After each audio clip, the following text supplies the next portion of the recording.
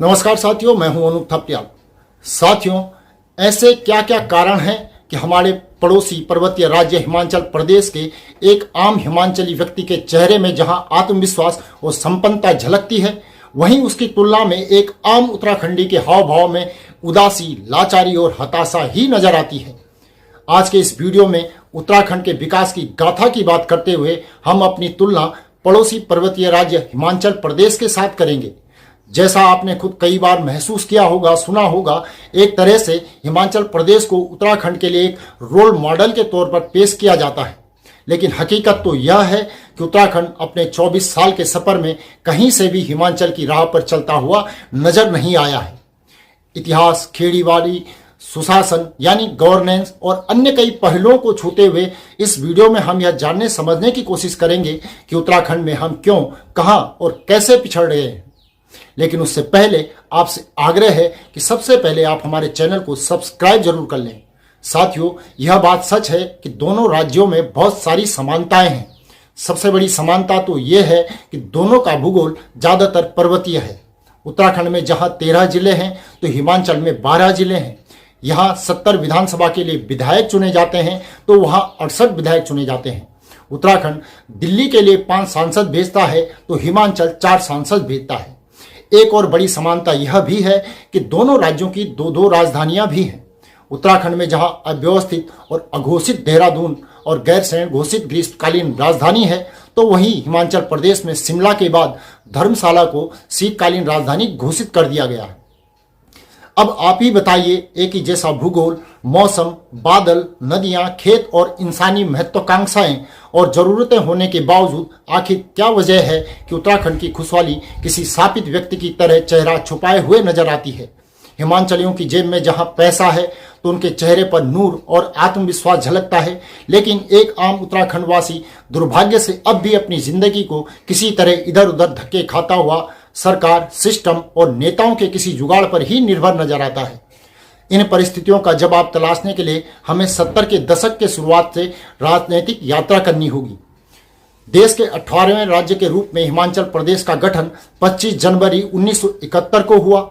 इस तारीख से पहले हिमाचल का आम युवा रोजगार के लिए पंजाब, दिल्ली और हरियाणा के मैदानी शहरों में जाता था और किसी बड़े साहब की कोठी में नौकरी कर अपने जीवन को एक अंतहीन दोहराव में खपाता था। लेकिन एक दिन विशुद्ध रूप से पर्वतीय अवधारणा से लैस हिमाचल प्रदेश राज्य का गठन हुआ और आम हिमाचलियों के सौभाग्य से उनके पहले ही मुख्यमंत्री श्री यशवंत सिंह परमार अपने राज्य के भूगोल की तरह विशुद्ध पर्वतीय अवधारणा वाले निकले। परमार जी ने हिमाचल गठन के बाद शिमला के ऐतिहासिक रिज मैदान पर भाषण दिया था और अपने पहले ही भाषण में ऐलान कर दिया कि अब हिमाचल में दिल्ली, पंजाब की कोठियों में बर्तन धोने वाला युवा पैदा नहीं होगा, उसकी जगह हिमाचल में अब सेब पैदा किए जाएंगे। हिमाचल से बाहर कुछ जाएगा तो यहाँ का सेब जाएगा। उसके बाद YS परमार ने राज्य के हर जिले का दौरा किया और तमाम कृषि विश्वविद्यालयों की नींव रखी। साथ ही राज्य में मजबूत सड़कों के नेटवर्क पर युद्ध स्तर पर काम शुरू कर दिया। उसके बाद क्या हुआ, यह हिमाचल की संपन्नता खुद बयान करती है। आज देश में कश्मीर के बाद सबसे मीठे और गोल्डन प्रजाति के सेब हिमाचल से सप्लाई होते हैं। अमेरिका और कजाकिस्तान के सेब को हिमाचल का सेब ही टक्कर देता है। वहीं दूसरी ओर जनपद सिरमौर में सेब कम पैदा होता है तो वहां के काश्तकार टमाटर, अदरक, मक्की इत्यादि पैदा करते हैं। कुल मिलाकर जहां सेब नहीं उगता वहां टमाटर और अन्य सब्जियां पैदा की जा रही हैं। निश्चित तौर पर ऐसे लम्हों पर उन्हें सौभाग्य से मिले ऐसे मुख्यमंत्री YS परमार का वो प्रेरणादायक और विजन से भरपूर भाषण कि अब हिमाचल में बर्तन धोने वाला युवा पैदा नहीं होगा, अब हिमाचल में सेब पैदा होगा, याद आता ही होगा।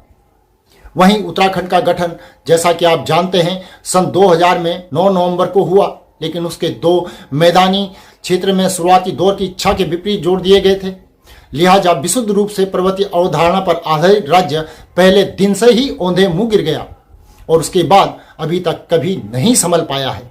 जिस राज्य में हिमाचल की तर्ज पर फल और सब्जी हो सकती थी, वहां संपन्नता का आधार अब मुख्य तौर पर खनन, शराब के ठेके, प्रॉपर्टी, अतिक्रमण, ट्रांसफर, पोस्टिंग, सरकारी नौकरियां, व्यापक भ्रष्टाचार और बंजर पड़ी जमीनों को औने पौने दाम पर बेचने से मिलने वाली कमीशन बन चुकी है। हिमाचल और उत्तराखंड के रूप में इन दोनों पर्वतीय राज्यों के बीच एक और बड़ा अंतर भू कानून के रूप में भी है। हिमाचल में पहले से ही सख्त कानून लागू है, यानी यहाँ गैर हिमाचली जमीन नहीं खरीद सकता है। इस कारण हिमाचल की खेती बची रही, लेकिन उत्तराखंड में भू कानून के लिए लंबे आंदोलन के बावजूद इस मोर्चे पर उत्तराखंड सरकार के स्तर से पूरी तरह की चुप्पी और निराशा ही है। मजेदार बात तो यह भी है कि जो सरकार बिना मांगे ही उत्तराखंड में सबसे पहले समान नागरिक संहिता यानी कि यूनिफॉर्म सिविल कोड लागू करने का दावा कर रही है, वह सरकार प्रदेश के लाखों लोगों की मांग को हाशिए पर रखती हुई भू कानून को लाने को तैयार ही नहीं है। इस कारण उत्तराखंड का पर्वतीय वजूद और पहचान दिन ब दिन दांव पर लगता जा रहा है। कई लोग शिकायत करते हैं कि उत्तराखंड के पहले मुख्यमंत्री हरियाणा मूल के थे, लेकिन इससे क्या कोई फर्क पड़ा होगा, क्योंकि उसके बाद तो सारे मुख्यमंत्री पर्वतीय मूल के ही यहाँ पर रहे हैं। लेकिन मुख्यमंत्री बनने के बाद वह तो सभी के सभी धीरे धीरे मैदान में ही पलायन कर विस्थापित हो गए हैं। इस तरह विकास की गंगा ऊपर से नीचे बही और गांव पलायन से खाली होते चले गए। दोस्तों, दुनिया उम्मीदों पर टिकती है तो यह जानना भी जरूरी है कि जो सेब हिमाचल में उगता है उसको उगने के लिए जो परिस्थिति चाहिए वह हमारे राज्य उत्तराखंड के पर्वतीय जिलों में भी है। उत्तराखंड में हिमाचल के मुकाबले अधिक नदियां भी हैं, पर्यटन के लिए भी और ज़्यादा संभावनाएं यहाँ पर हैं। चारधाम यात्रा के रूप में एक इकोनॉमिक बेस भी यहाँ पर है, और इन सब के बावजूद उत्तराखंड पिछले 24 सालों से उस दिन का इंतजार कर रहा है जब कोई विजनरी मुख्यमंत्री गैरसैंण के मैदान से भाषण देते हुए उत्तराखंड के लोगों को कहेगा कि अब उत्तराखंड के लोग सिर्फ खनन, शराब, कमीशन और सरकारी नौकरियों के लिए ही लालायित नहीं होंगे, बल्कि यहाँ के लोग संपन्नता के रास्ते पर चलते हुए अपनी जमीनों पर ईमानदारी से अपनी तकदीर खुद लिखेंगे। अब यह देखना दिलचस्प होगा कि क्या उत्तराखंड में ऐसा दिन कभी हम लोगों को देखने को मिलेगा। साथियों, इस रिपोर्ट को लेकर आपकी क्या राय है कमेंट कर जरूर बताएं। साथ ही चैनल को सब्सक्राइब जरूर करें और नीचे दिए गए नंबर या फिर QR कोड के माध्यम से हमारा सहयोग भी जरूर करें। अभी के लिए इतना ही। अगली रिपोर्ट में आपसे जल्दी ही फिर मुलाकात होगी। तब तक के लिए नमस्कार।